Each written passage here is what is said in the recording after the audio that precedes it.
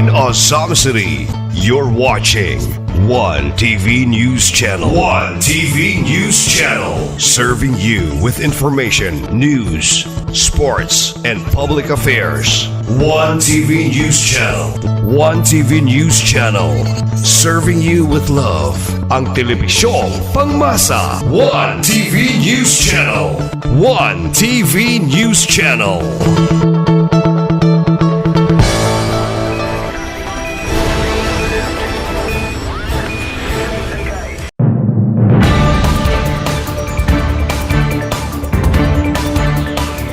Ang One TV News Channel motod kaninyo sa nagpungasi ng mga balita sa One TV Patrol.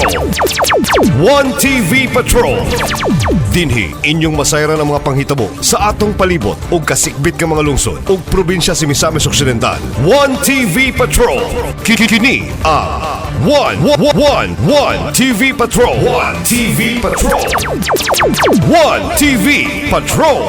Ug karon aniya na ang inyong alagad. One TV Patrol. One TV Patrol. One TV Patrol. Higala, kumusta? Ako si Adoni Disina, ang motor na sab kaninyo sa mga balita sa One TV Patrol. Una, saluhan sa itong mga balita. Saluhan sa itong mga balita sa One TV Patrol. Suporta sa Asenso Administration alang sa mga piwod nagpadayon. City Veterinary Ozamis padayong nagpahinumdum batok African Swine Fever. Asenso Ozamis Administration mitimaan og MOA sa disud alang sa Green Program. NGCP misaad nga aksyonan ang power outages nga nakaapekto sa serbisyo sa Buelse 2. Pinakaunang Chinese New Year Bazaar sa Ozamis miani og positibong reaksyon sa publiko. Kapitolyo nag-auhag sa dinaliang aksyon batok kapobrehon atol sa Anti-Poverty Summit.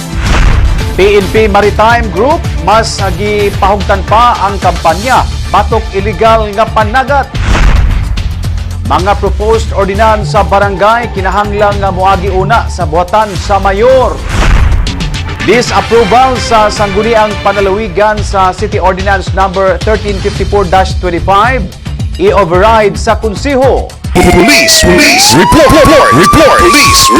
Sa police report, 30 anyos sikop sa drug buy-bust operation sa lungsod sa Tudela, MTS sa Kabul, Anunan. This portion is brought to you by Gloria Bazaar Ozamis.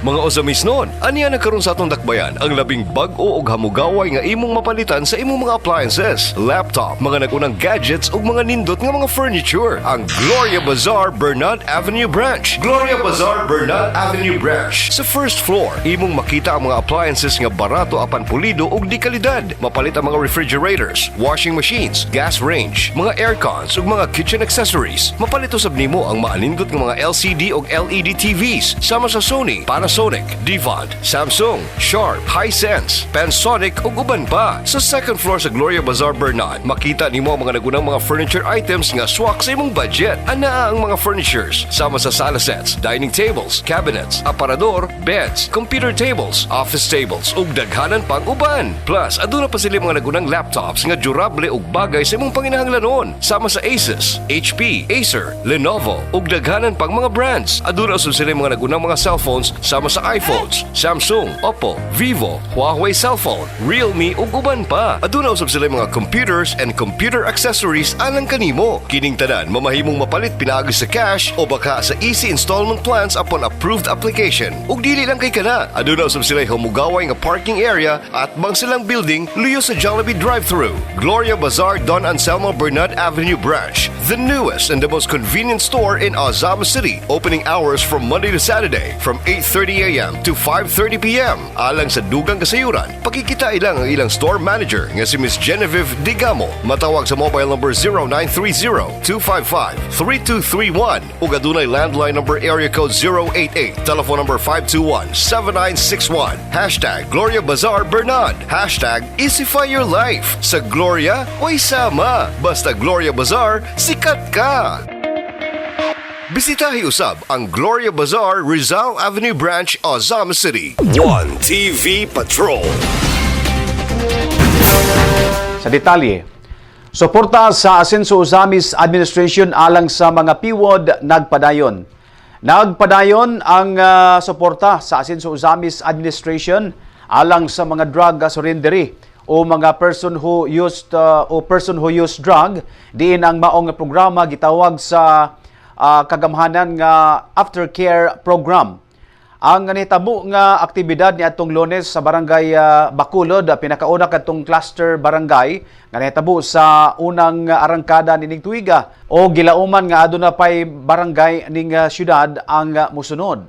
Ang mga city official o mga lokal nga buhatan padayong nagtinabangay aron padayong ma-monitor o masuportahan ang mga piwod bisan pa man nga wala na sila sa maong bisyo sa dugay na nga panahon. Tipikog bahin sa suporta nga gihatag sa Asenso Ozamis Administration mao ang livelihood assistance usana ang paghatag og mga livestock sama sa manok ug baktin pinaagi sa botan sa City Veterinary Office. Ang ulahing aktibidad sa aftercare program nga gipanguluhan sa mga sakop sa City Anti-Drug Abuse Council o Barangay Anti-Drug Abuse Council gitambungan gayod sa mga city official sa ngalan ni Mayor Sam Norman Fuentes, libenan ni Vice Mayor Bebeneri, Peace and Order Committee Chair Attorney Mars Tapayan, City Health Officer o City Health Office Head Dr. Maria Florilyn Irogirog o mga barangay kapitan. Sa ilang mensahe gidasig sa mga city official nga unta magpadayon og hingpit ng biyaan ang maong bisyo alang sa kayuhan sa panglawas og maayong kaugmaon sa tagsa-tagsa ka pamilya. Kasi inyong kaugalingon aron sa pagbago imong mapuslanon nga sakop sa atong katilingban. Ang tanan giisip din nato nga importante. Kitang tanan importante sa pagmugna og maayong katilingban.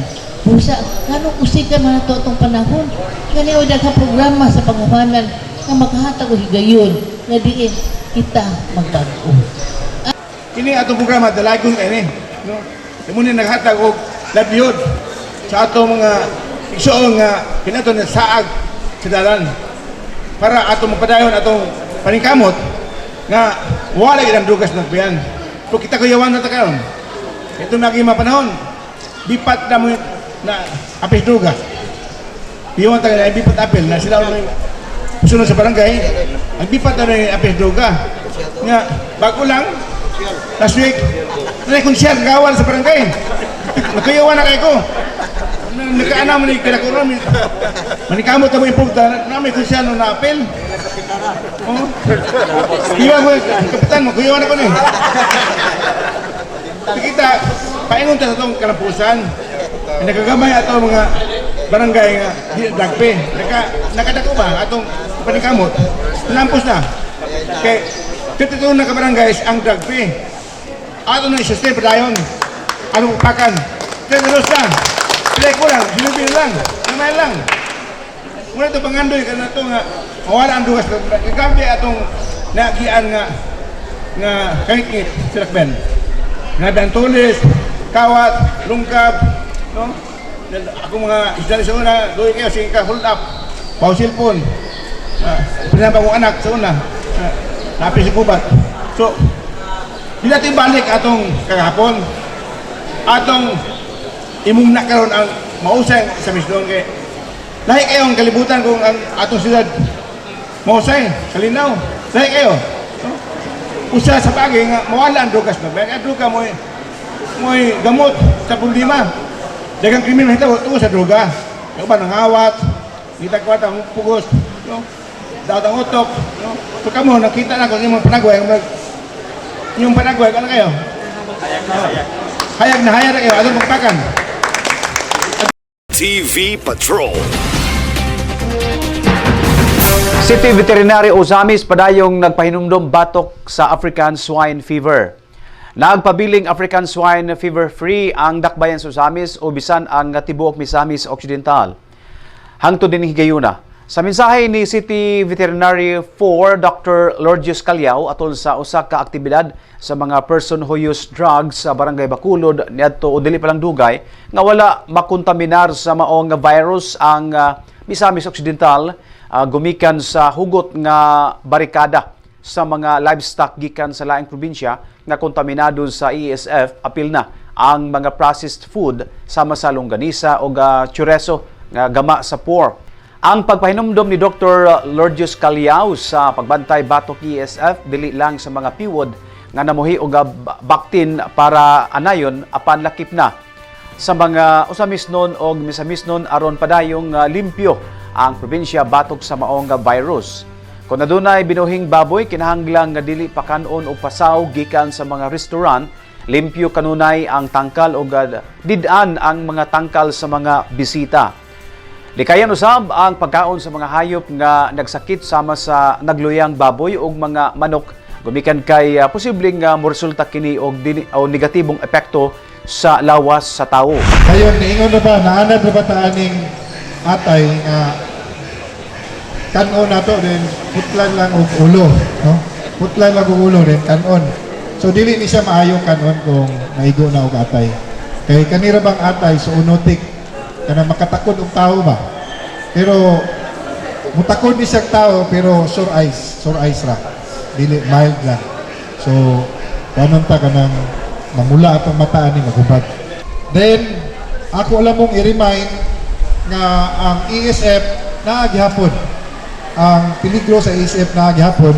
So, ayaw kumpiyansa, dili ta mulaw gihapon o mga pasaw.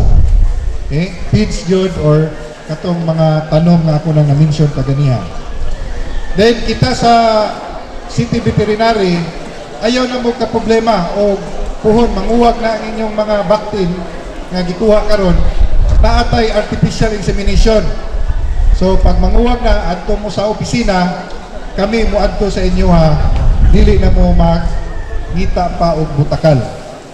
No? Kay usahay wa ta kailaan ang butakal basin maupay magdalag sakit. No? Kay bisag kinsa lay giupahan. Lastly,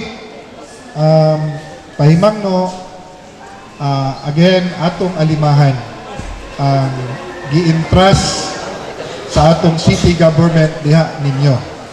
Kay again, ika-11 na ni, kung dili mo mag-ayo sa inyong commitment, sayang pod ang mga umaabot pod na recipient. One TV Patrol. Asenso Osamis Administration mitimaan og MOA sa disud alang sa Green Program.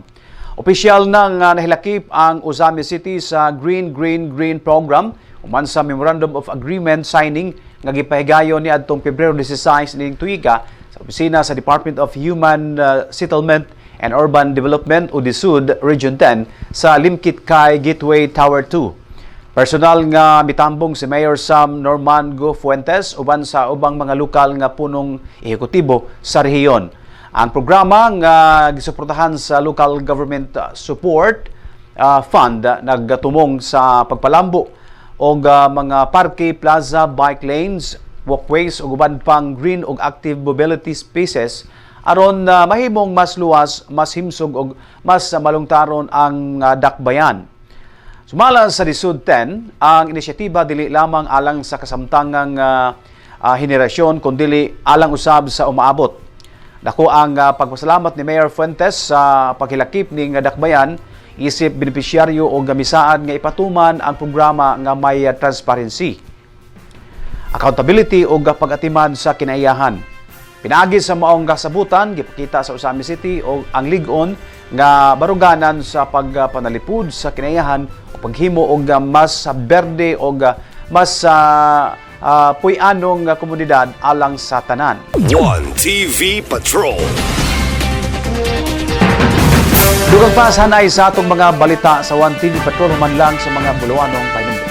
One TV Patrol. One TV Patrol. One TV Patrol. One TV Patrol.